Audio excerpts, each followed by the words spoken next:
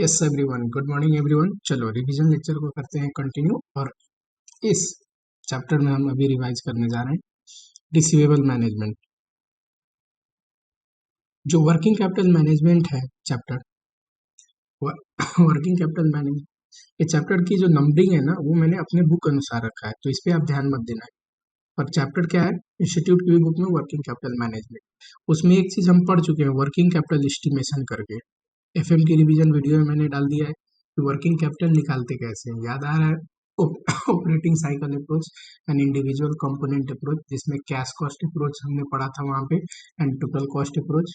ठीक है, अब आते हैं इसी यूनिट के अंदर इसी चैप्टर के अंदर अगला यूनिट जो कि है रिसीवेबल मैनेजमेंट।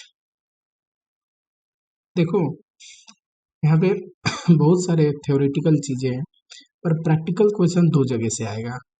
एक इवैल्यूएशन ऑफ क्रेडिट पॉलिसी और दूसरा डिसीजन रिगार्डिंग फैक्टरी। दो ऐसे पॉइंट है जहां से प्रैक्टिकल क्वेश्चन आने हैं। थ्योरी क्वेश्चन के लिए जैसे ये दोनों थ्योरी के लिए इंपॉर्टेंट है। फैक्टरिंग में फैक्टरिंग वर्सेस प्लेज की फैक्टरिंग होता क्या है, फैक्टरिंग पे भी थ्योरी क्वेश्चन पूछता है। फैक्टरिंग और प्लेज का डिफरेंस पे भी थ्योरी क्वेश्चन पूछता है। एंड रिसीवेबल मैनेजमेंट का जो एस्पेक्ट है यहाँ पे, इस पे भी थ्योरी क्वेश्चन पूछता है। तो थ्योरी क्वेश्चन के लिए अभी हम नहीं पढ़ रहे, फिलहाल हम लोग प्रैक्टिकली चैप्टर को देखते हैं। थ्योरी के लिए तो मैं अलग से पढ़ा दूंगा आपको थ्योरी, ठीक है। तो आ जाओ यहाँ पे चैप्टर्स पे। पहले देखते हैं इवैल्यूएशन ऑफ क्रेडिट पॉलिसी पे, फिर देखेंगे फैक्टरिंग। देखो सॉरी, वर्किंग कैपिटल मैनेजमेंट जब मैंने आपको पढ़ाया था तो मैंने क्या सिखाया था वहां पे, याद करो कि वर्किंग कैपिटल में इन्वेस्टमेंट ज्यादा भी नहीं होना चाहिए, कम भी नहीं होना चाहिए। There must be trade off between profitability और लिक्विडिटी। हमें उतना ही रखना है कि हमारी लिक्विडिटी पोजीशन भी एकदम ठीक रहे और प्लस प्रॉफिटेबिलिटी पे ज्यादा लॉस भी ना हो। देखो वर्किंग कैपिटल में होता क्या है, सारे करेंट एसेट का सम, डेटर हो गया, प्रीपेड हो गया, कैश इन हैंड हो गया, है कि नहीं, स्टॉक हो गए, एंड जो नेट अप्रोच है वो कहता है करेंट लायबिलिटी भी साथ में घटा दो, तो आ जाएगा वर्किंग कैपिटल। अब करेंट एसेट में ही आता है ना डेटर, तो वर्किंग कैपिटल मैनेजमेंट के लिए डेटर मैनेजमेंट एक इम्पोर्टेंट चैप्टर है, क्योंकि डेटर में इन्वेस्टमेंट कितना है इससे तय होता है वर्किंग कैपिटल का अमाउंट। अगर डेटर का इन्वेस्टमेंट बढ़ गया तो ऑटोमेटिकली वर्किंग कैपिटल भी बढ़ जाएगा, तो डेटर मैनेजमेंट जरूरी है, ठीक। अब देखो यहाँ पे आते हैं कि क्रेडिट पॉलिसी के बारे में कुछ पढ़ते हैं कि हमें क्रेडिट पे गुड्स सप्लाई करनी चाहिए कि नहीं अपने कस्टमर को। यानी कि आप ऐसे भी समझ सकते हो कि डेटर में हमें इन्वेस्ट करनी चाहिए कि नहीं। अगर आप क्रेडिट पे गुड्स नहीं दोगे, सिर्फ कैश में दोगे, तो डेटर होगा ही नहीं, डेटर में कोई इन्वेस्टमेंट ही नहीं होगी, है ना। तो एक तो डेटर होना चाहिए कि नहीं, मतलब डेटर में कितना इन्वेस्टमेंट होनी चाहिए, ये चीज। एंड सेकेंड कि क्रेडिट पॉलिसी कितना दे, 10 दिन दे कि 20 दिन दे, इस चीज को यहाँ पे पढ़ेंगे अभी हम। क्योंकि जितना लंबा क्रेडिट पीरियड होगा उतना ही ज्यादा डेटर में इन्वेस्टमेंट होगा, उतना ही ज्यादा डेटर बढ़ जाएगा ना। 10 दिन का उधार दोगे तब ज्यादा उधार का रकम होगा कि 20 दिन का दोगे तब। ऑब्वियसली 20 दिन का उधार दोगे तो ज्यादा डेटर में इन्वेस्टमेंट फंसा रहेगा, है कि नहीं। तो इसलिए क्रेडिट पॉलिसी को ध्यान देना जरूरी है। क्योंकि होता क्या है, देखो क्रेडिट पॉलिसी अगर किसी को उधार पे सामान दोगे तो उससे एक फायदा तो है, उधार पे सामान देने पे सेल बढ़ जाता है कि ना, रेवेन्यू में ग्रोथ आती है। लेकिन कुछ नुकसान भी है उधार पे सामान देने के। बैड डेप्ट हो गया, उधार दिया पैसा ही रिकवर नहीं हुआ। कलेक्शन कॉस्ट, बार बार इंसान को, एक स्टाफ को हो सकता है, बड़ी बड़ी कंपनियां जो बहुत सेल करते हैं, कलेक्शन के लिए एक डिपार्टमेंट रखे होते हैं जो कॉल करते हैं, वहां पर पर्सनली विजिट करते हैं। एडमिनिस्ट्रेशन कॉस्ट, वैसे ही एक और है अपॉर्चुनिटी कॉस्ट, कि डेटर में जो पैसा फंसा हुआ है वो पैसा अगर नहीं फंसा होता, वो मेरे पास होता, अगर कैश में सेल किया होता तो वो पैसा आया होता कि नहीं, तो मैं कहीं और इन्वेस्ट कर सकता था, है कि नहीं। या फिर वो जो पैसा फंसा है, मान लो कहीं और इन्वेस्ट नहीं कर रहा हूँ, कहीं से ना कहीं से तो पैसा मैंने ले आया होगा, मान लो लोन से लेके आया होगा वो पैसा, तो जहां से भी लेके आया हूँ वहां पे इंटरेस्ट लग रहा है, तो ये है अपॉर्चुनिटी कॉस्ट। तो अपॉर्चुनिटी कॉस्ट भी होता है। तो हमारी मकसद क्या होनी चाहिए, कैसा क्रेडिट पॉलिसी रखना, ट्रेड ऑफ करे कि बेनिफिट ज्यादा हो और कॉस्ट कम हो। है कि नहीं। हमें ऐसी पॉलिसी को इवेल्युएट करना चाहिए जिसमें नेट बेनिफिट ज्यादा हो, यानी कि उसकी वजह से बेनिफिट ज्यादा है और कॉस्ट कम है, तो एग्रीगेट में देखोगे तो नेट बेनिफिट ज्यादा है। ठीक, चलो हम क्रेडिट पॉलिसी की इवेल्युएशन देखते हैं।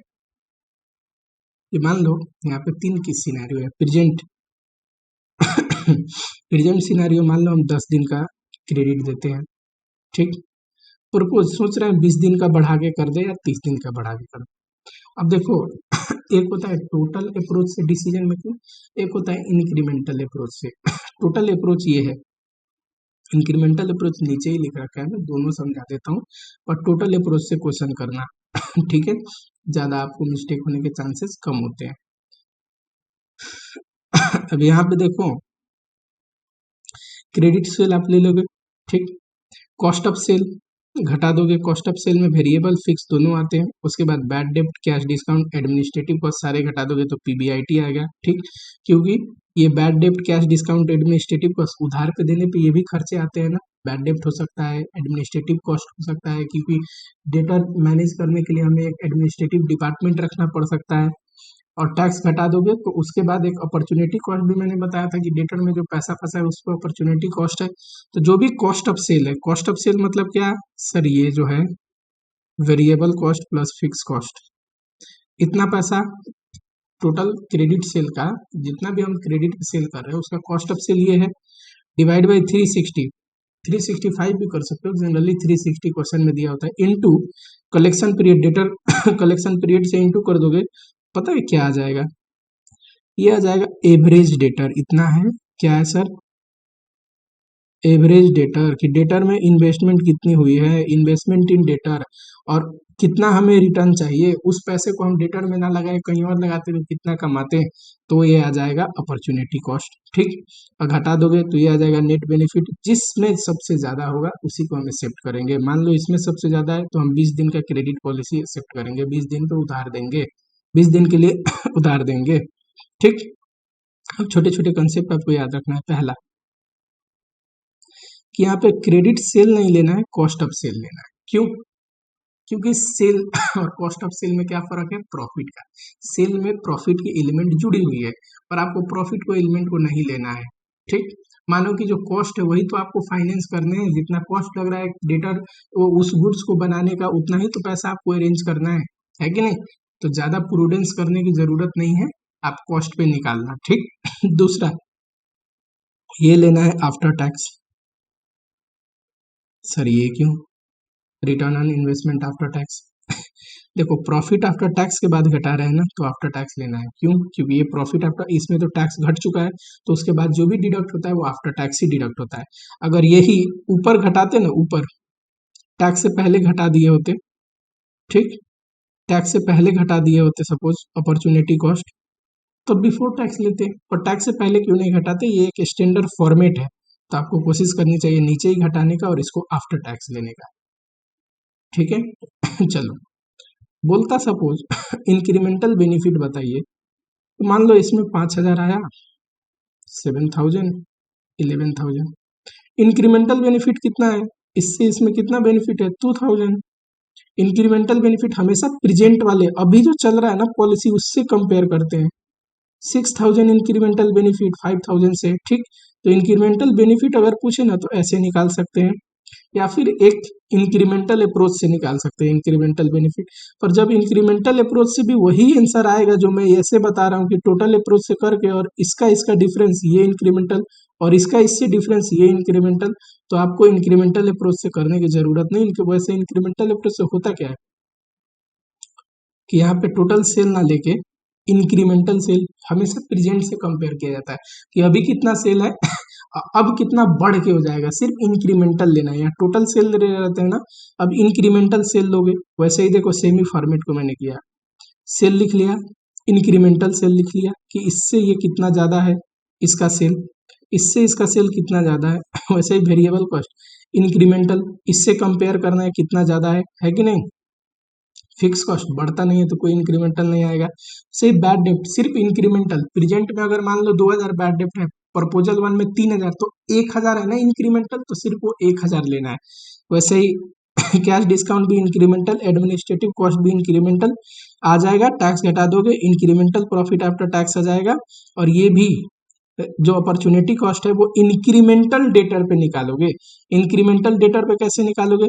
तो सर इन्वेस्टमेंट इन डेटर निकाल लोगे, उसका तो फॉर्मूला वही है ना, cost of sale divide by 360 into, मैं 360 मान के चल रहा हूँ कि एक साल में 360 है, इंटू क्रेडिट कलेक्शन पीरियड। मान लो ये मंथ में होता तो डिवाइड बाई 12 मंथ करते, है कि नहीं?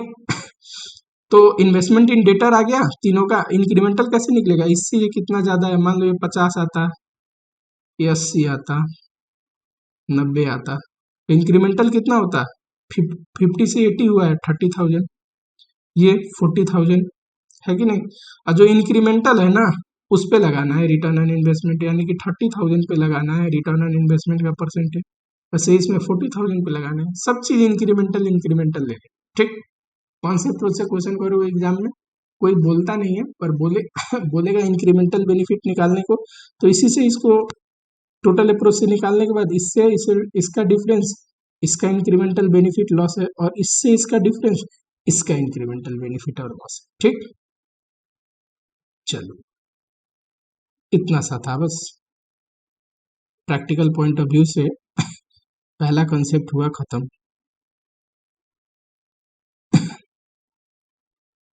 क्वेश्चन देखे जरा कुछ।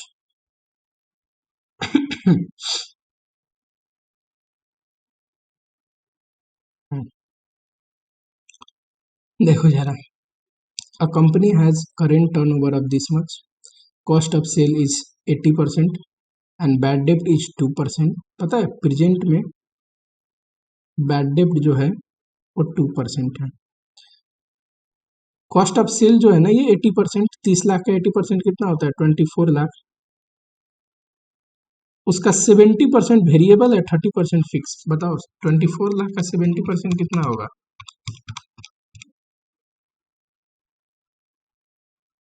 ये वेरिएबल है, तो फिक्स कितना आएगा? 7,20,000।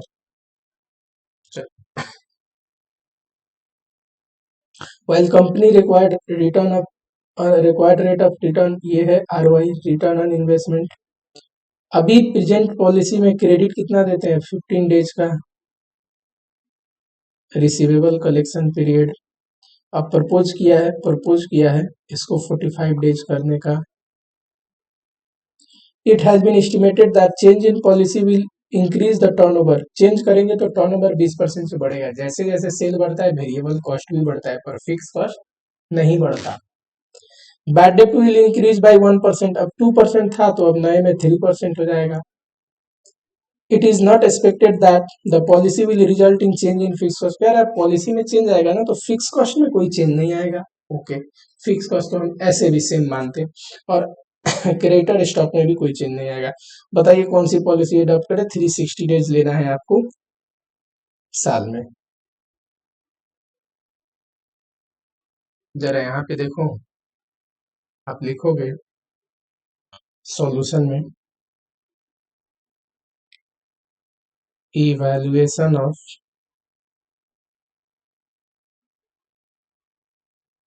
Credit policies present proposed। Cells present का कितना है? 30 लाख। क्या घटता है? सबसे पहले फॉर्मेट बताओ। कॉस्ट ऑफ सेल घटता है सर, जिसमें वेरिएबल और फिक्स दोनों होते हैं। वेरिएबल कितना था? कॉस्ट ऑफ सेल टोटल ना 80% था, यानी कि 24 लाख। और जो भी 24 लाख था ना, 24 लाख, उसका वेरिएबल कितना था? 70%। 24 लाख का 70% 16,80,000, और ये 7,20,000, ठीक।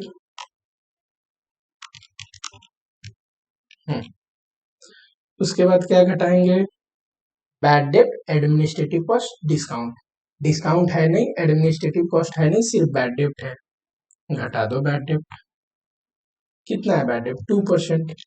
अब बताओ, बैड डेट हमेशा सेल का परसेंटेज लगाया जाता है, तो 0.02 करोगे 60,000 आएगा सेल का। यही है ना सेल? हाँ सर यही है सेल। ये आएगा पीबीटी, प्रॉफिट बिफोर टैक्स।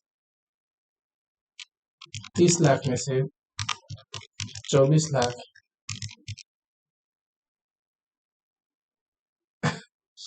इसके बाद क्या करता है सर टैक्स, उसके बाद अपॉर्चुनिटी कॉस्ट। टैक्स क्वेश्चन में दिया नहीं था, अपॉर्चुनिटी कॉस्ट सीधा घटा दे, लेस अपॉर्चुनिटी कॉस्ट, और ये क्या आ जाएगा नेट बेनिफिट। इसको वर्किंग नोट नंबर 1 में कर दो। वर्किंग नोट बताओ, वर्किंग नोट में क्या निकाल रहे हैं सर, अपॉर्चुनिटी कॉस्ट निकाल रहे हैं। प्रेजेंट में बताओ कितना है, इस पे निकलता है ना अपॉर्चुनिटी कॉस्ट। हाँ sir 24 lakh cost of sale into, एक तो ऊपर कलेक्शन पीरियड नीचे 360, देखो ये पूरी साल का है तो 360 से करोगे तो एक दिन का आ जाएगा, इंटू 15 करोगे तो 15 दिन का आ जाएगा। 15 दिन का डेटर में कितना पैसा फंसा हुआ है कॉस्ट ऑफ सेल, और इंटू कर दो कितना, 15% चाहिए ना हमें।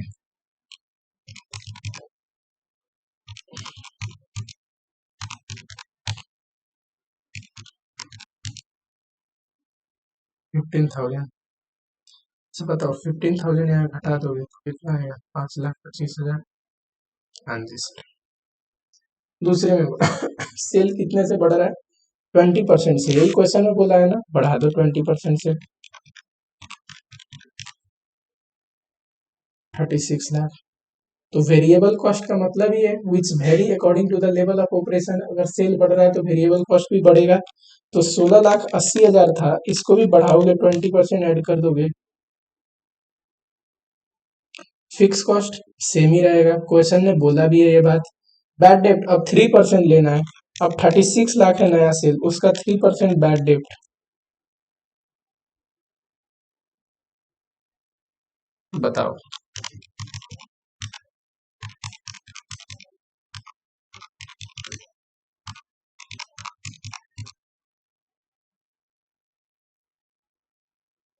अपॉर्चुनिटी कॉस्ट घटाऊंगा बेनिफिट आ जाएगा, प्रोपोज्ड कितना है कॉस्ट ऑफ सेल, इसी पे कॉस्ट ऑफ सेल पे अपॉर्चुनिटी कॉस्ट निकालना है, इन्वेस्टमेंट इन डेटर पहले निकालना है, इनटू कर देना है रेट से। इन्वेस्टमेंट इन डेटर इसी पे निकलेगा, कितना है,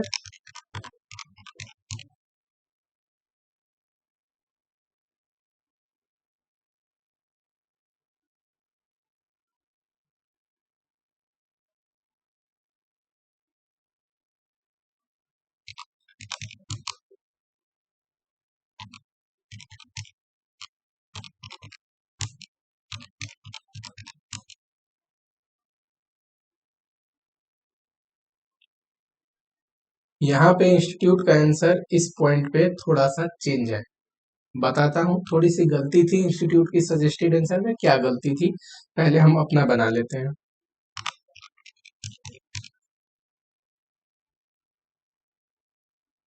चलो इंक्रीमेंटल बेनिफिट बताओ, कौन सा पॉलिसी सजेस्ट करेंगे, तो सर प्रपोज्ड वाला, क्यों, क्योंकि उसका नेट बेनिफिट ज्यादा है ना, 7,04,000 है। इंक्रीमेंटल बेनिफिट कितना है, घटा दो,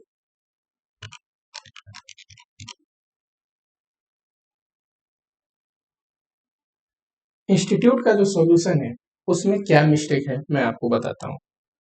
उसमें ये जो लिया है ना कॉस्ट ऑफ सेल, वेरिएबल तो ठीक लिया है पर फिक्स भी बढ़ा के ले लिया है, फिक्स भी 20% इंक्रीज करके लिया है, यानी कि 7,20,000 का अगर 20% इंक्रीज करोगे तो 8,64,000 आता है, और जोड़ दो वो वेरिएबल तो ये आ जाएगा 28,80,000, इस पे निकाला है। जबकि फिक्स तो हमेशा फिक्स होता है ना, हमने यही पढ़ा है और यही कंसेप्ट सही है, फिक्स कॉस्ट को हमेशा फिक्स होता है, ये नहीं कि सेल बढ़ रहा है तो फिक्स कॉस्ट भी बढ़ रहा है। जब तक कुछ ना बोले कि हाँ फिक्स कॉस्ट के लेवल में इंक्रीज आ जाएगा क्योंकि ऑपरेशन में चेंज आ रहा है, लेवल ऑफ ऑपरेशन में, तब तक कुछ नहीं करना है, उस पर्टिकुलर लेवल के लिए मानेंगे कि फिक्स कॉस्ट कांस्टेंट रहेगा सेल के बढ़ने से, ठीक।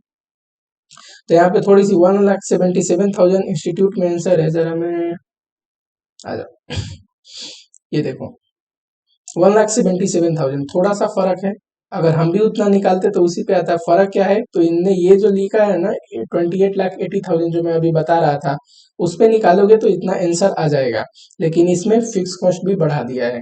अगर फिक्स कॉस्ट को आप बढ़ा के निकालते आप भी तो सेम ही आंसर आता। फिक्स कॉस्ट को आप बढ़ा के निकालते 28 इतना लेके निकालते इसके बदले, तो क्या आंसर आता?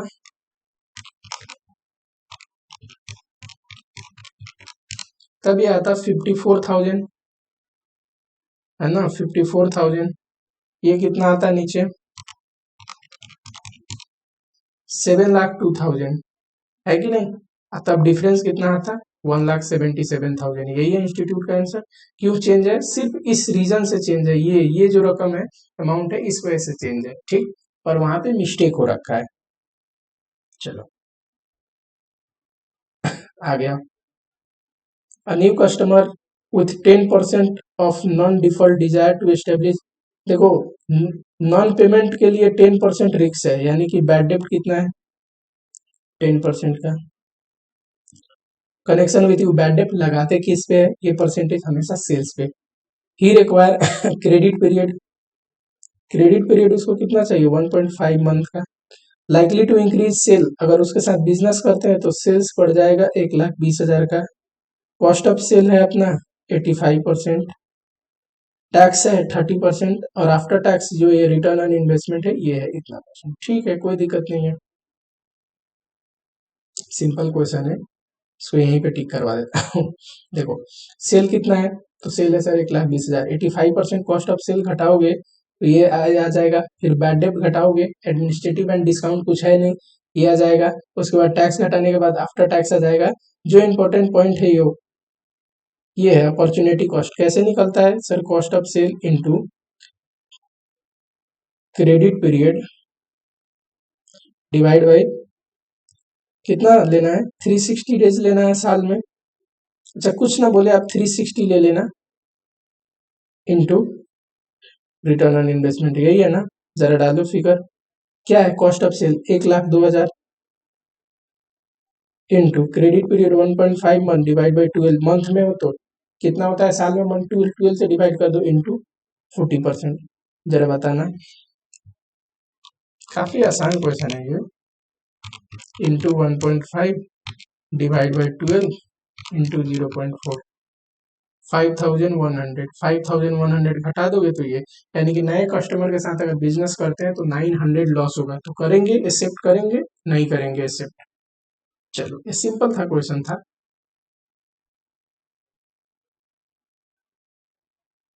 ये आओ जरा आगे।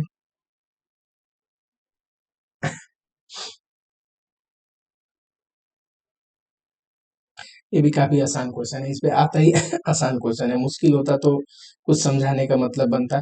अभी फिलहाल क्रेडिट सेल कितना है? इतना है current sale, sorry current sale. The firm has unutilize capacity, यानी कि फर्म के पास अनयूटिलाइज कैपेसिटी है, अभी भी वो गुड्स बना के और बेच सकता है, तो प्रमोट करेगा ना, वैसी पॉलिसी बनाएगा कि और गुड्स बेच पाए। In order to boost it sale it is considering relaxing in credit period. अब उसको अपनी सेल बढ़ानी है तो क्रेडिट पीरियड को रिलैक्स कर रहा है और थोड़ा ज्यादा दिन का क्रेडिट देना चाहता है। The propose term of credit will be 60 days credit against the present 45 days. यहाँ देखो प्रेजेंट प्रपोज, अभी पता है 45 डेज का है, अब चाह रहे हैं कि 60 डेज का कर दें। एज द रिजल्ट बैड डेप्ट will be increase from this much to this much. अभी बैड डेप्ट 1.5% है, बाद में 2% हो जाएगा प्रपोज में। The firm sale are increase by 10%। ये जो प्रपोज है ना, प्रपोज, इसमें सेल कितना परसेंट बढ़ जाएगा? 10%। कोई दिक्कत नहीं है। Variable cost are 72% of sale, कोई दिक्कत नहीं है, जो भी सेल आएगा उसका 72% हम वेरिएबल कॉस्ट निकाल देंगे। ये टैक्स है और ये आफ्टर टैक्स रिटर्न है, जिसको रिटर्न ऑन इन्वेस्टमेंट बोलते हैं। सबसे पहले क्या लिखोगे? सेल प्रेजेंट, इसको 10% बढ़ा दोगे, बढ़ाओ जरा 10%। 256 48,750 इंटू 10% बढ़ाने के बाद ये आया, ओके। वेरिएबल कॉस्ट कितना है सर? 72%। वैसे फिक्स कॉस्ट दिया नहीं है, देता तो हम वो भी घटाते। 72% करना जरा दोनों का। 256 48,750 इंटू 0.75, ठीक है, ओके। बस टिक करवा देता हूँ, सिंपल क्वेश्चन है ये तो। 282 113 625 इंटू 0.72। चलो ठीक है, ये घटा। उसके बाद क्या घटाते हैं, कॉस्ट घटाने के बाद तीन चीज मैंने बताया था, bad debt, discount and administrative cost. Discount administrative cost है नहीं क्वेश्चन में, बैड डेट है। बैड डेट बताओ, सेल पे हमेशा अप्लाई होता है, सेल पे कितना परसेंट, 1.5%। ये भी सेल पे निकालेंगे, कितना परसेंट सर, 2%। जरा करना उतना आ रहा है, 256 सर, 256 48 750 का इतना, करेक्ट। वैसे ही 2% निकालो, 282 इंटू 0.02, करेक्ट। ठीक है, बैड डेट घट गया, टैक्स घटा दोगे तो उसके बाद आफ्टर टैक्स प्रॉफिट आ जाएगा। अब आता है अपॉर्चुनिटी कॉस्ट निकालने वाला, ये हम लोग निकाल लेते हैं यहाँ पे। जरा बताओ प्रेजेंट का अपॉर्चुनिटी कॉस्ट बताओ, हम किस पे निकालते हैं, कॉस्ट पे कि सेल पे, सर कॉस्ट पे। ये रहा कॉस्ट। कॉस्ट में वैसे सर वेरिएबल और फिक्स दोनों लेते हैं, पर इसमें फिक्स है ही नहीं, मानेंगे कि फिक्स कॉस्ट दोनों में सेम होगा, ठीक। फिक्स कॉस्ट है नहीं, दिया नहीं है कुछ, तो हम 184 67 100 पे निकाल रहे हैं। कितना है क्रेडिट पॉलिसी, 45 डेज, टोटल साल में होते हैं 360 डेज, और रिटर्न ऑन इन्वेस्टमेंट कितना है परसेंटेज, 15। जरा करके बताओ, 184 67 100 इंटू 45 डिवाइड बाई 360 तो 0.15, यह आ रहा है 346 258.125। देखो पीछे जो पॉइंट है ना, हमेशा राउंड ऑफ कर दिया करो, पॉइंट में लिखने की जरूरत नहीं। राउंड ऑफ करोगे तो ऐसा, अगर ऐसा कोई डिजिट ये 5 से ज्यादा होता तो इसको 59 कर देते, पर 5 से कम है तो इसको राउंड अप करके हटा दो, ठीक। वैसे ही आप अगला बताओ,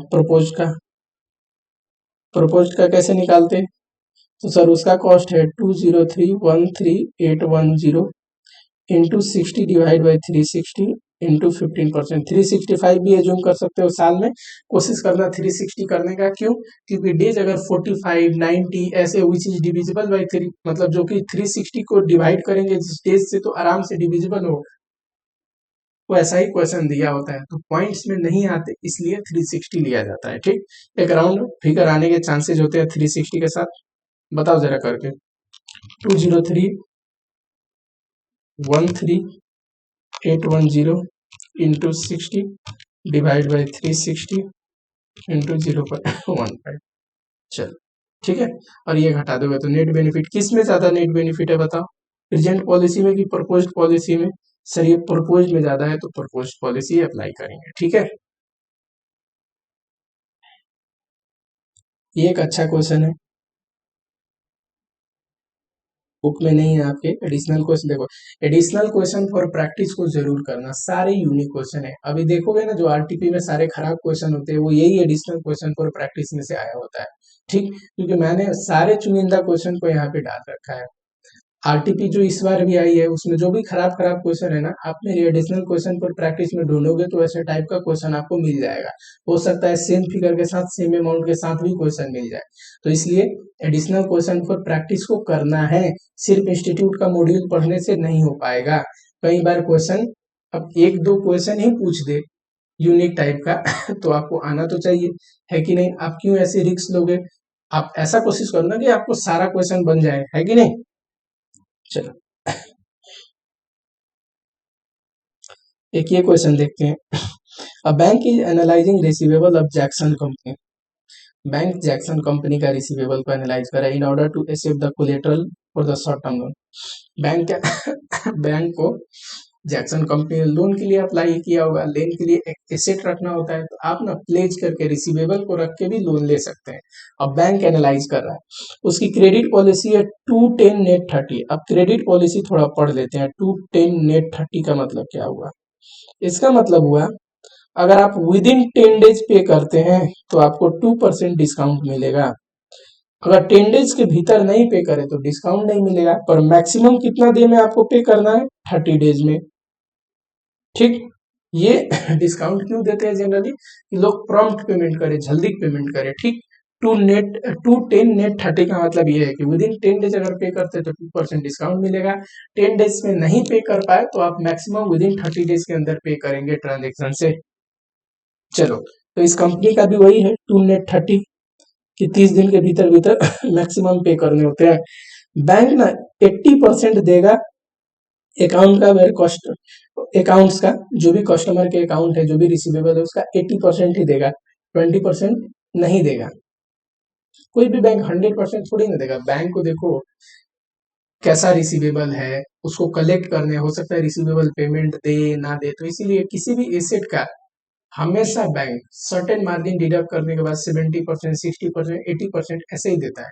और रिसीवेबल के केस में depending upon the quality of receivable, कितना क्रेडिट वर्दी रिसीवेबल है, किन अकाउंट को देगा, यानी किन रिसीवेबल को देगा।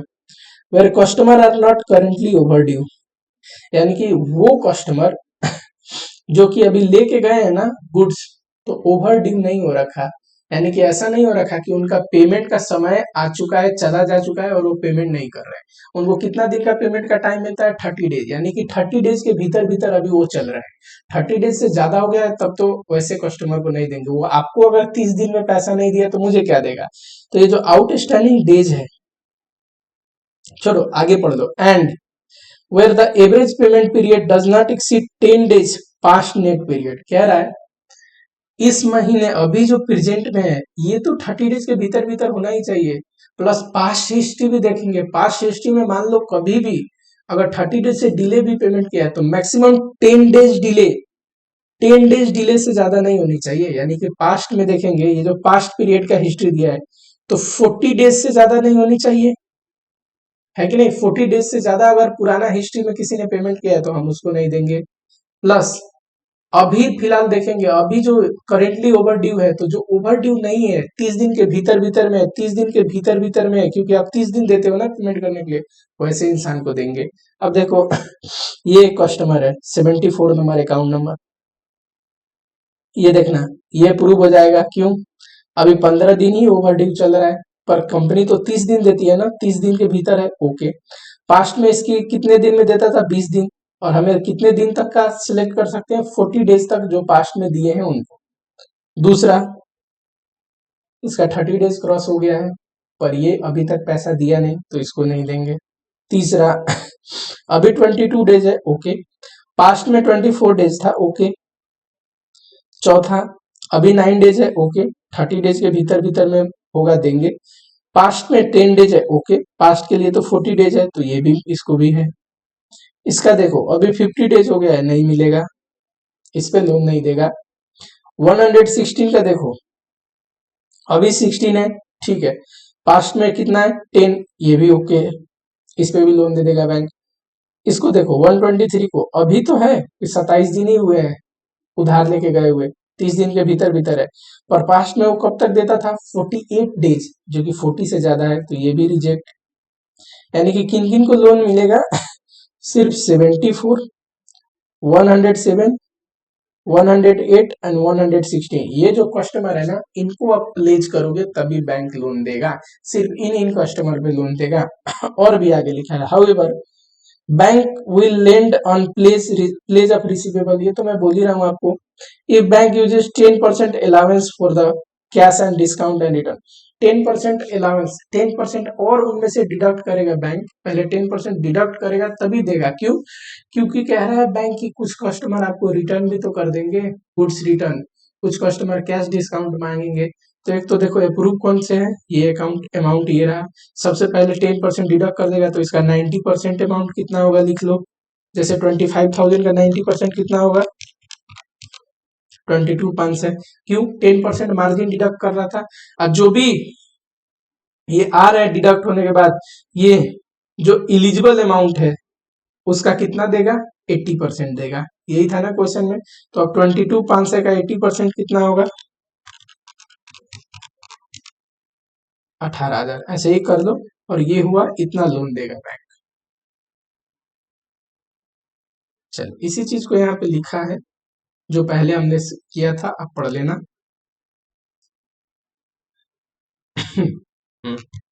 एक और क्वेश्चन देखते हैं। Company is presently having credit sale 12 lakh, present proposed. अच्छा सेल बताओ प्रेजेंट में कितना है, 12 लाख का।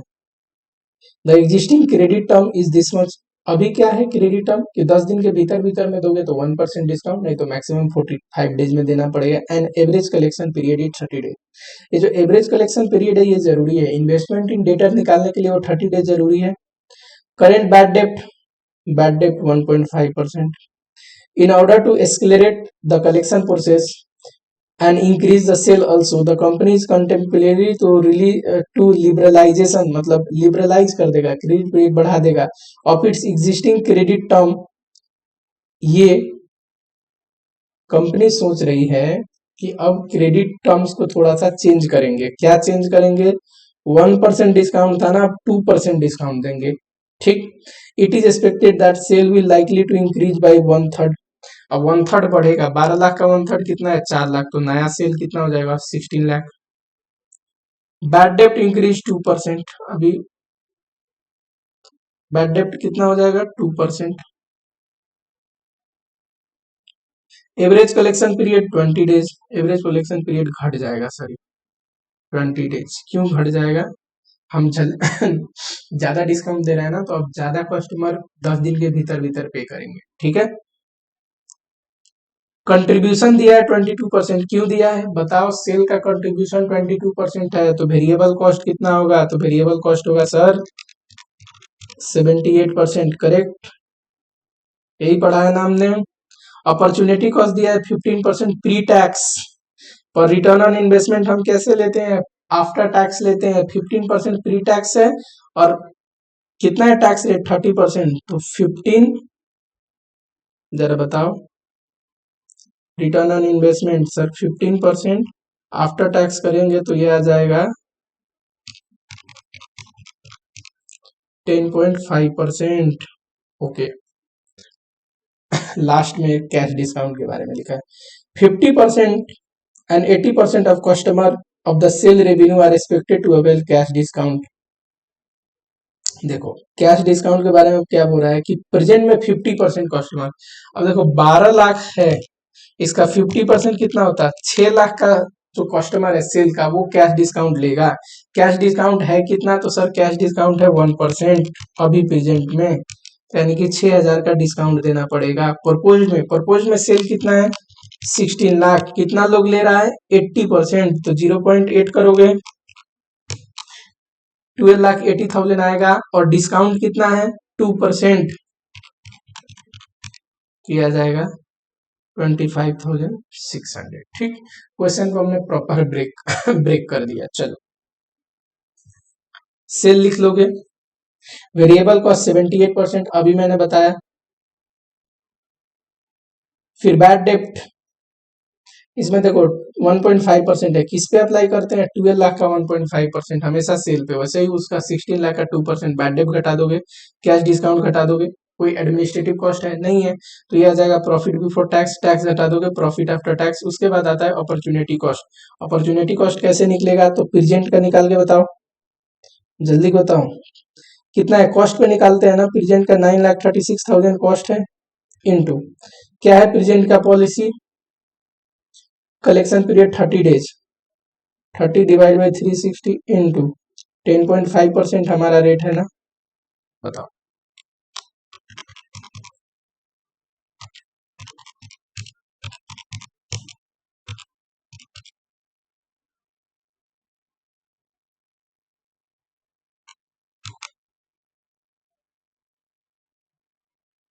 वन 0.5, ये आ गया 8190।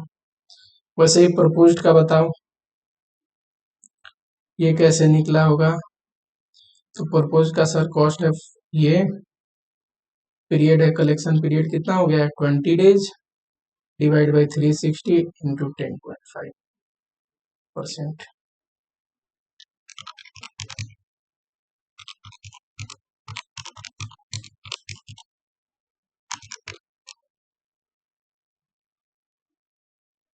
7 to 7 9.999 आ रहा है, तो 7 to 80 कर देना राउंड ऑफ करके, ठीक।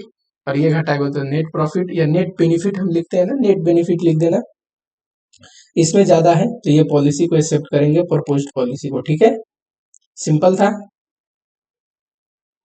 वैसे तो वेरिएबल और फिक्स कॉस्ट दोनों दिया हो तो हम जो ये अपॉर्चुनिटी कॉस्ट के लिए कॉस्ट ऑफ सेल लेते हैं वो दोनों लेते हैं, और क्वेश्चन में सिर्फ वेरिएबल कॉस्ट दिया हो तो सिर्फ वेरिएबल कॉस्ट पे निकाल लेना। अच्छा, मान लो क्वेश्चन ऐसे होता, पूछ सकता है ऐसे कि आपको ये दिया है प्रेजेंट में 110 नेट 45, और आपको ये नहीं देता एवरेज कलेक्शन पीरियड, क्योंकि ऐसा पूछा हुआ है पास्ट में कि एवरेज कलेक्शन पीरियड तो दे दिया था 30 दिया नहीं होता, और आपको बोलता कि 40% कस्टमर हैं जो कि डिस्काउंट लेते हैं, 60% कस्टमर है जो 45 डेज, ऐसे ऐसे ना बोल के ऐसे बोलेगा, 40% कस्टमर हैं जो कि 10 डेज के अंदर पे करते हैं, डिस्काउंट लेते हैं, 60% कस्टमर हैं वो 45 डेज के अंदर पे करते हैं। तब तुम एवरेज कलेक्शन पीरियड कैसे निकालते? Sir 10 days into 40% plus 45 days into 60%, और ऐसे आता एवरेज कलेक्शन पीरियड। याद रखना इस चीज को, कभी ऐसा हो सकता है कि एग्जाम में ऐसे दे। इसी बुक में, मेरे बुक में ऐसा क्वेश्चन है, इसीलिए मैं आपको बोल रहा हूं।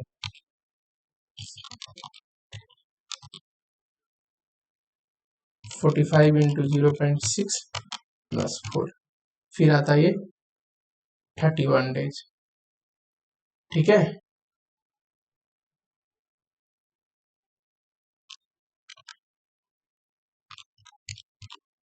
चलो, और एवरेज कलेक्शन पीरियड दे दे तो आपको दिमाग नहीं लगाना, फिर आपको उसको यूज करना है। आओ जरा अगले कंसेप्ट पे आते हैं।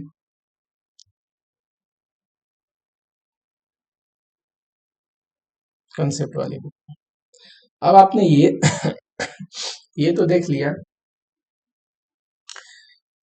कि डेटर पे कौन सा क्रेडिट पॉलिसी हमें सिलेक्ट करनी चाहिए, कि क्रेडिट पे गुड्स दे या नहीं दे, और दे तो कितना दिन, 20 डेज 10 डेज, ये इवेल्युएशन करने आ गया, जहां हमारा सबसे ज्यादा बेनिफिट हो उतना दिन का क्रेडिट पॉलिसी देना चाहिए।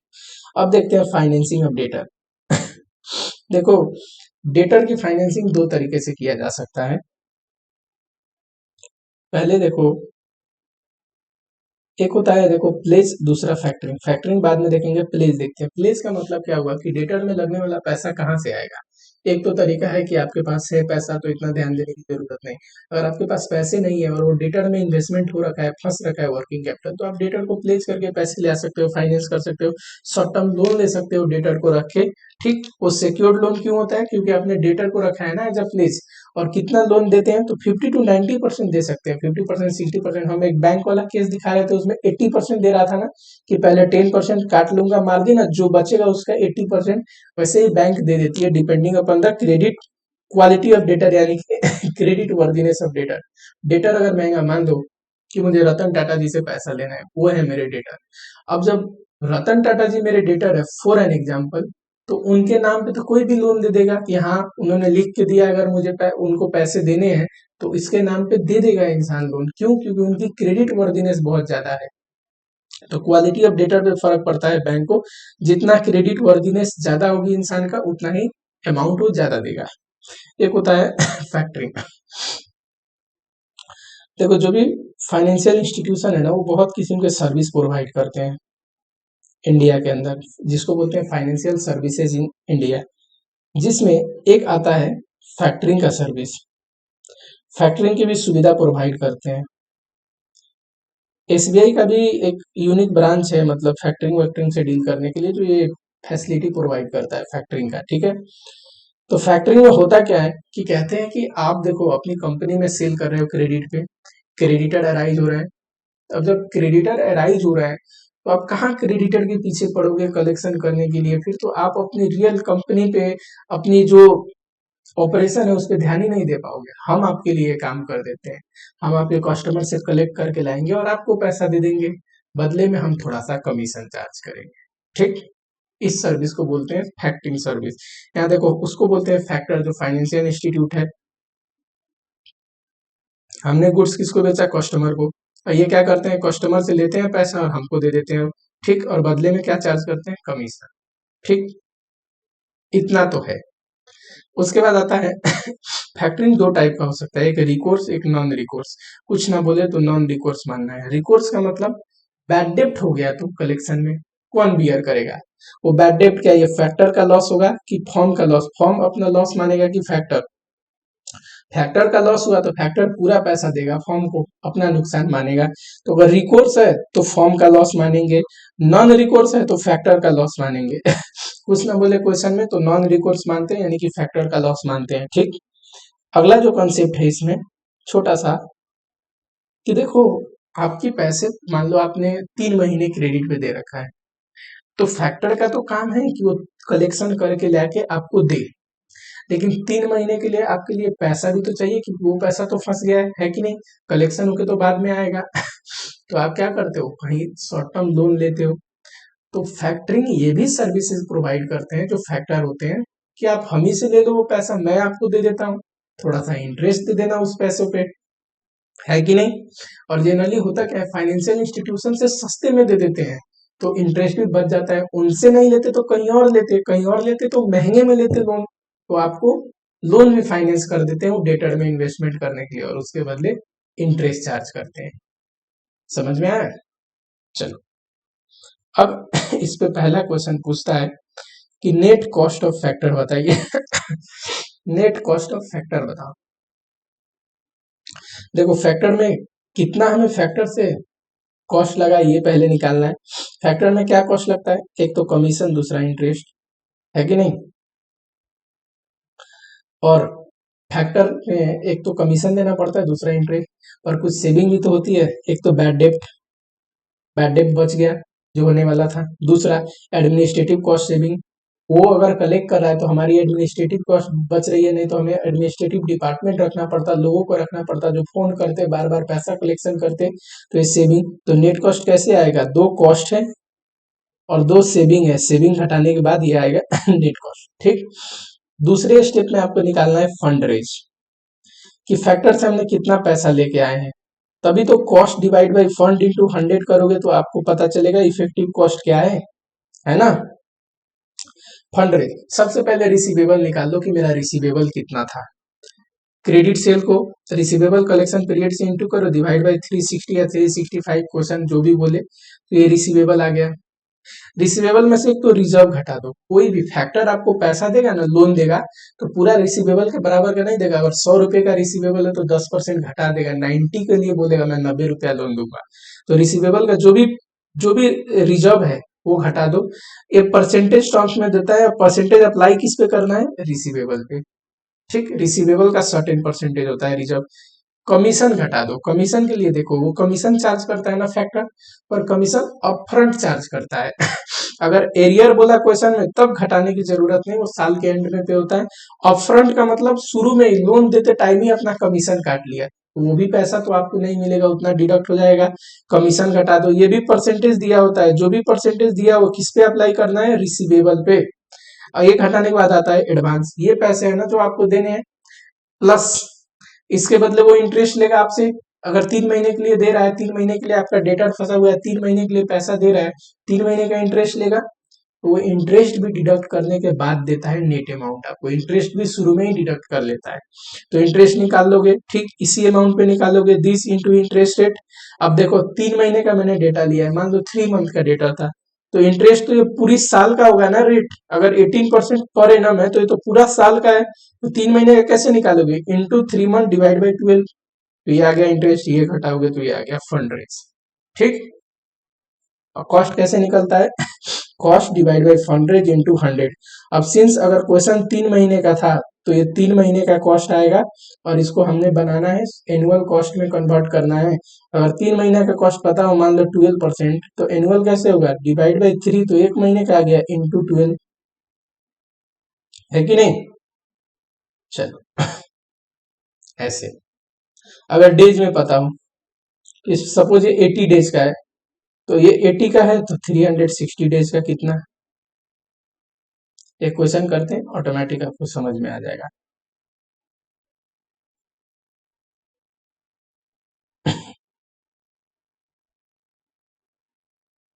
आओ जरा फैक्टरिंग पे। A company has a total sale 3 crore 20 lakh. ये रहा। Average collection period 90 days. सबसे पहले हम क्या निकाल रहे थे, पहले फंड रेज वाला निकाल लो। देखो फंड रेज निकालोगे ना तो उसमें इंटरेस्ट और कमीशन ऑटोमेटिक कैलकुलेट करोगे नेट फंड रेज के लिए, और वही यूज कर लोगे ऊपर नेट कॉस्ट निकालते टाइम। नेट कॉस्ट में क्या लेना था, इंटरेस्ट और कमीशन लेना था, तो दोबारा कैलकुलेट नहीं करना पड़ेगा। तो पहले फंड रेज निकाल दो। फंड रेज के लिए रिसीवेबल ले रहे थे सबसे पहले, कैसे, credit sale divide by 360 into receivable collection period. क्या घटा रहे थे, रिजर्व एंड कमीशन, है ना। जरा क्वेश्चन पढ़ लेते हैं। पास्ट एक्सपीरियंस कहता है बैड डेप्ट है ये 1.5%, ठीक है। एक्सपेंडिचर एडमिनिस्ट्रेटिव कॉस्ट है इतना, 2% कमीशन चार्ज करेगा, 18% इंटरेस्ट एंड 10% रिजर्व। अब देखो जरा बताओ, 80 लाख आया रिसीवेबल, इसमें से कमीशन घटाते हैं, रिजर्व घटाते हैं, रिजर्व किस पे अप्लाई होगा, ये परसेंटेज तो यही रिसीवेबल पे अप्लाई होगा। यही तो मैं पढ़ा रहा था, ब्रैकेट में लिखा भी था ऑन रिसीवेबल। तो इसका 2% 80% ये दोनों घटा दोगे तो कितना आएगा, इतना आएगा। इसको क्या बोलते हैं, एडवांस। अब इसके बाद क्या निकालते हैं, फॉर्मेट को याद करो फटाफट। नहीं याद आ रहा है तो वीडियो को पीछे ले जाओ और फॉर्मेट देखो। एडवांस के बाद इंटरेस्ट घटाते हैं, इंटरेस्ट इसी अमाउंट पे निकलता है ना। हाँ सर, एडवांस इनटू रेट। हमारे केस में रेट कितना है, 18%। तो 18 डिवाइड बाय 100 कर दिया मैंने परसेंटेज को ब्रेक करके, इनटू, अब ये तो पूरी साल का है। अगर पूरी साल का है तो 90 दिन का कितना, हमें 90 डेज का निकालना है ना। तो डिवाइड बाय 360 इंटू 90, है कि नहीं। तो ये आ गया इंटरेस्ट, और इंटरेस्ट भी घटा दोगे तो ये आ गया क्या, फंड रेज। अब मस्त ऐसे टेबल में बना लेना, ऐसे टाइप का करके, ठीक है। उसके बाद नीचे देखने की जरूरत नहीं, हम लोग यही कर लेते हैं। ये जो इंस्टीट्यूट का सॉल्यूशन है ना, पता नहीं इतना लेंदी क्यों होता है। उसके बाद नेट कॉस्ट कैसे निकलता है, सर इंटरेस्ट कितना है, निकाला हुआ है ना, ये रहा इंटरेस्ट 3,16,8 से। कमीशन, ये रहा कमीशन 1,60,000। यही तो मैं बोल रहा था, पहले फंड रेज निकाल लेना। यही है फंड रेज, फंड रेज। क्योंकि उससे क्या हो जाएगा ना, इंटरेस्ट और कमीशन आपको ऑलरेडी पता चल जाएगा। दो सेविंग भी तो होते हैं, बैड डेप्ट, दूसरा एडमिनिस्ट्रेटिव। बैड डेप्ट देखो 3 महीने के लिए देख रहा है ना, डेटर 3 महीने का डेटर अपना फंसा है तो डेटर पे ही बैड डेप्ट होने हैं, है कि नहीं। टोटल सेल पे तो नहीं, जो डेटर सेल है उसी पे बैड डेप्ट होना है। तो 3 महीने का डेटर ये रहा ना, 80 लाख, तो इसका बैड डेप्ट का रेट लगाओगे तो क्या आएगा, इंटू बैड डेप्ट 0.015, 1,20,000। और एडमिनिस्ट्रेटिव कॉस्ट कितना है, 5 लाख। पर ये कितना है, पूरी साल का। हम कितने दिन का देख रहे हैं, 90 डेज का। अगर sir 5 lakh divide by 360 into 90 करोगे तो कितना आएगा, 1,25,000। नेट कॉस्ट कितना आया,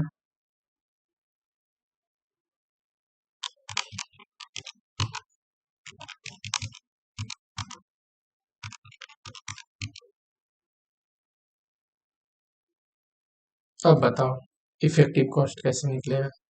net cost divide by fund raise into 100 into, बताओ ये जो आया है अभी, ये तो 90 दिन का इफेक्टिव कॉस्ट है ना, क्योंकि हमने कॉस्ट 90 दिन का लिया था सारा। अब इसको एनुअल कॉस्ट में ले जाना हो तो ये अगर 90 डेज का है तो 360 डेज का कितना, बताओ कैलकुलेट करके।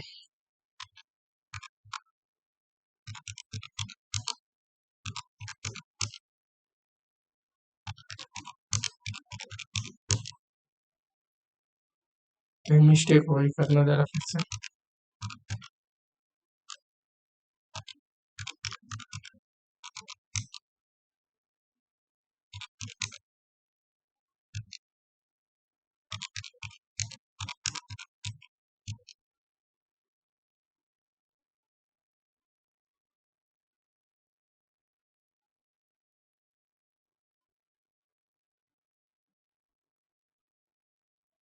कमीशन ये रहा और इंटरेस्ट ये रहा,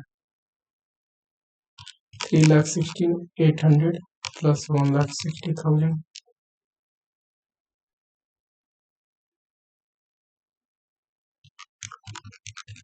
2,45,000, सॉरी ये है 2,31,800, 2 लाख, ठीक। Sir 2,31,800 divide by 67,23,200 into divide by 90 into 360, ये आ गया 13.79, ठीक। एनुअलाइज कर देना है आपको, ठीक है, एनुअल में कन्वर्ट कर देना है। इनने क्या किया है, सेम वही प्रोसीजर है, सबको पहले ही एनुअल में कर दिया, ये इन सबको एनुअल वैल्यू पे ले लिया है। 90 डेज का है तो 360 का कितना, और एनुअल पे लेने पे तो ये टोटल एनुअल कॉस्ट आ गया, तो जो आएगा इंटू 100 करके ये सीधा एनुअल इफेक्टिव कॉस्ट आ जाएगा, ठीक है। हमने लास्ट में कर दिया उसको। चलो बना लोगे फैक्टरिंग का क्वेश्चन, सिंपल है। मैंने जो ये टेबल बनाया है ना, ये ये काफी, इस फॉर्मेट को याद करो, कभी भी मिस्टेक नहीं होगा। सब चीज इसमें लिखा हुआ है नोट्स में, कि आपको बैड डेट देखो रिसीवेबल पे वो परसेंटेज लगाने हैं, एडवर्टीजमेंट सिर्फ रिसीवेबल कलेक्शन पीरियड जितने लेने हैं, पूरे साल का नहीं। इंटरेस्ट एंड कमीशन सर आपको नीचे से पता चल जाएगा, ये रहा कमीशन और ये रहा इंटरेस्ट। इंटरेस्ट निकालना है एडवांस वाले अमाउंट पे, ठीक है, प्रॉपर फॉर्मेट फॉलो करके तुमको करना है। चलो एक दूसरा वेराइटी का क्वेश्चन आता है, उसमें पूछता है कि कॉस्ट और बेनिफिट बताइए फैक्टरिंग का, कि फैक्टरिंग की वजह से कितना बेनिफिट हुआ कितना कॉस्ट हुआ। देखो दो बेनिफिट है, एक सेविंग में क्या क्या है, बैड डेब्ट की सेविंग अभी तो देख रहे थे, और एडमिनिस्ट्रेटिव कॉस्ट की सेविंग। और कॉस्ट में क्या है सर, दो कॉस्ट है, एक इंटरेस्ट, दूसरा कमीशन, करेक्ट। यही आ गया नेट बेनिफिट। करने का तरीका सेम अभी जैसे कर रहे थे, क्यों, क्योंकि सर इंटरेस्ट निकालने के लिए वो जो नेट फंड रेज का फॉर्मेट है ना, वो निकालना ही पड़ेगा, तभी तो नीचे आके इंटरेस्ट आएगा, और इंटरेस्ट कमीशन आ गया, और बैड डेब्ट एंड एडमिनिस्ट्रेटिव कॉस्ट दिया हुआ डाल देंगे। इसी सेम क्वेश्चन में बोलता नेट बेनिफिट बताओ, सेम क्वेश्चन में बोलता कि नेट बेनिफिट बताओ, तो सेविंग को ऊपर लिखते हैं और इसको नीचे लिखते हैं, और बेनिफिट निगेटिव में आ जाता है कि कोई नेट बेनिफिट नहीं है, लॉस है हमें। ये लॉस कितने दिन का है, 90 डेज का। तो जो कॉस्ट है, नेट कॉस्ट, बेनिफिट या कॉस्ट पर एनम कितना होता है, तो सर ये 2,31,800 अगर 90 दिन का है, तो 360 डेज का लॉस कितना या कॉस्ट कितना, जो भी हो, ठीक। एक क्वेश्चन करके बताता हूँ, सेम ऐसे ही करना है जैसे अभी हमने किया, बस आपको याद क्या रखना है, ये मैंने यहाँ पे थोड़ी सी फॉर्मेट अलग रखा है। क्यों अलग रखा है, एक बात बताओ, जरा बताना कि इंस्टीट्यूट से कहाँ मिस्टेक हो रही है। यही डेटर का जो फैक्टरिंग का क्वेश्चन आता था पहले फाइनल में भी, कभी कभार आता था, पर जब फाइनल में आता था, अभी भी आता होगा, तो वहां पे मिस्टेक नहीं करता था इंस्टीट्यूट, वहां पे एकदम करेक्ट सॉल्यूशन था। पर यहाँ पे पता नहीं जो आईपीसी लेवल था या इंटरमीडिएट लेवल है, इस लेवल पे पता नहीं इंस्टीट्यूट क्यों इस चीज को कंसीडर नहीं करता, जबकि फाइनल लेवल पे हमेशा हर एक सॉल्यूशन में इस चीज को कंसीडर किया है इंस्टीट्यूट ने। देखो सेविंग में एक और चीज तो सेविंग है, इंटरेस्ट। तुम फैक्टर को इंटरेस्ट पे कर रहे हो कॉस्ट है, पर फैक्टर को इंटरेस्ट पे कर रहे हो तो एक चीज की सेविंग हो रही है ना, किस चीज की, बाहर में लोन नहीं ले रहे हो तो इंटरेस्ट बच रही है। अगर बाहर में लोन लेते तो आप इंटरेस्ट लगता कि नहीं, है कि नहीं। तो ये जो अपॉर्चुनिटी कॉस्ट है इसको नहीं कंसीडर करता है, इसको कंसीडर करते और ये ऊपर ले जाके लिखते तो ये नेट कॉस्ट हो जाता कि नहीं, नेट सेविंग। तो ऊपर हो जाता है बैड डेब्ट, एडमिनिस्ट्रेटिव कॉस्ट, इंटरेस्ट का नेट सेविंग, और नीचे हो जाता सिर्फ कमीशन। वही फॉर्मेट यहाँ लिखा है, और इसको फॉलो नहीं करना है आपको, सीधा इसको फॉलो करना है जो मैं अभी पढ़ा रहा हूँ, क्योंकि ये गलती सदियों सदियों से चली आ रही है इंस्टीट्यूट में और चलती रहेगी, मुझे पता है। और सेम ही चीज अगर सेम ही क्वेश्चन फाइनल में आए तो पता नहीं सही सॉल्यूशन देते हैं, पर यहाँ पे क्यों गलती करते हैं, गॉड नोज। चलो दूसरा क्वेश्चन देखते हैं फैक्टरिंग पे, जो कॉस्ट और बेनिफिट पे हो।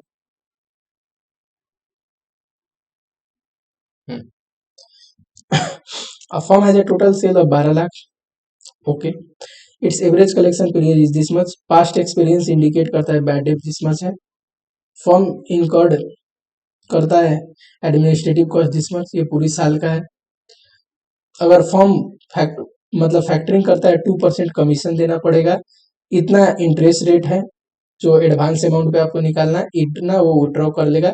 नेट बेनिफिट बताइए। अब देखो सबसे पहले हम फंड रेज निकालते हैं ना, फंड रेज कैसे निकलता है, रिसीवेबल पहले निकाल लो कितना है, 90 डेज का कलेक्शन पीरियड है तो 90 डेज के लिए। फैक्टर कमीशन हमेशा रिसीवेबल पे निकलता है 2%, 3 लाख का 2%। वैसे ही फैक्टर रिजर्व जो 10% है रिजर्व, वो भी रिसीवेबल पे निकलता है 3 लाख का 10%, 30,000, दोनों को घटा दोगे तो ये क्या होता है, इसको बोलते हैं एडवांस। इसी पे इंटरेस्ट निकलता है, इंटरेस्ट निकालो 264 का 16% कर दो तो 16 डिवाइड बाई 100 इंटू, ये तो देखो 16% पर एनम है, पर हमें इंटरेस्ट तो सिर्फ चाहिए 90 डेज का, तो डिवाइड बाई 360 इंटू 90 करोगे तो इंटरेस्ट, और एडवांस में से इंटरेस्ट भी घटा दोगे तो ये आता है फंड रेज। फॉर्मेट याद है आपको अभी जो पढ़ा है फंड रेज का, ठीक है सर फंड। पर हमें क्या सर हमें क्या निकालना है यहाँ पे, नेट बेनिफिट। बेनिफिट में मैंने बताया कि दो बेनिफिट होते हैं, दो सेविंग होते हैं, बैड डेप्ट, दूसरा एडमिनिस्ट्रेटिव कॉस्ट। बताओ बैड डेप्ट कितना है, बैड डेप्ट किस पे निकाल रहे थे, तो रिसीवेबल पे, 3 लाख का कितना परसेंट है, 1.5%, 3 लाख का,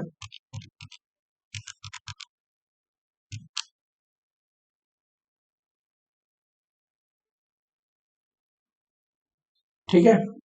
एडमिनिस्ट्रेटिव कॉस्ट कितना है, 50,000 divide by 360 into 90, 12,500 less. Interest कितना है, अभी निकाला है ना, 10,560 लेस। कमीशन कितना है,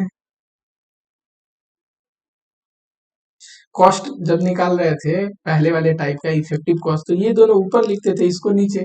अब बेनिफिट निकाल रहे हैं तो सेविंग को ऊपर लिख दो, कॉस्ट को नीचे, सिंपल है। कमीशन कितना है, तो कमीशन है सर 6,000। जरा बताना नेट बेनिफिट,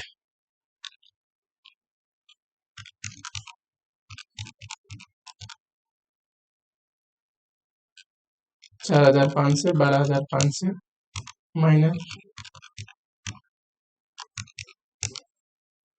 440, पर ये नेट बेनिफिट 90 डेज का है। क्यों, क्योंकि हमने सब चीज 90 डेज का लिया है, कमीशन भी, इंटरेस्ट भी, बैड डेप्ट भी निकाला है तो 90 डेज के जो रिसीवेबल है उस पे, और एडमिनिस्ट्रेटिव कॉस्ट भी मैंने 90 डेज का लिया है, तो साल का कितना जो बेनिफिट है पर एनम कितना होगा सर, अगर ये 440 90 डेज का है तो 360 डेज का कितना,